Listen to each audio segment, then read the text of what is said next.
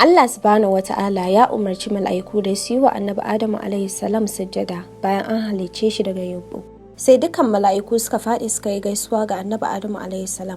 Amma Iblis wato Shaidan ya ƙi wa annabi Adamu alaihi salam sujjada, domin shi Iblis yana ganin cewa sai da aka halicce shi sannan aka halicce annabi Adamu alaihi salam. Sannan shi daga yumɓu aka halicce annabi Adamu alaihi salam, shi kuma daga wuta. Don haka ne Allah ya kore shi daga rahamarsa, kuma zai kasance taɓaɓɓe har izuwa ranar ƙiyama. Kuma zai kasance tare da waɗanda suka bi shi a cikin matsananciyar azaba.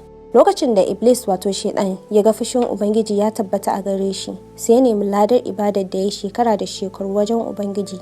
Abin da ya nema kuwa shine Allah ya bashi damar ya rayu har zuwa ranar kiyama. Sai kuwa Allah ya bashi wannan damar. Ya nemi wannan damar ne domin ya yi ramuwar gayya ga Adamu da iyalansa, wanda ya sa aka nesanta shi daga rahamar Ubangiji. Salihan bayi waɗanda suka kaɗaita Allah da manzanninsa, waɗanda suka yi ayyuka na ƙwarai, su kaɗai ne Iblis ba zai iya samun iko a kansu ba. Allah Ubangiji ya mana tsari da Iblis. Ni ce ta kwar kullun Sadiqat Aisha Umar Meamalari, nake muku fatan alkhairi a duk inda kuke a faɗin duniya, da fatan kuma za ku ci gaba da kasancewa da ni a koda yaushe.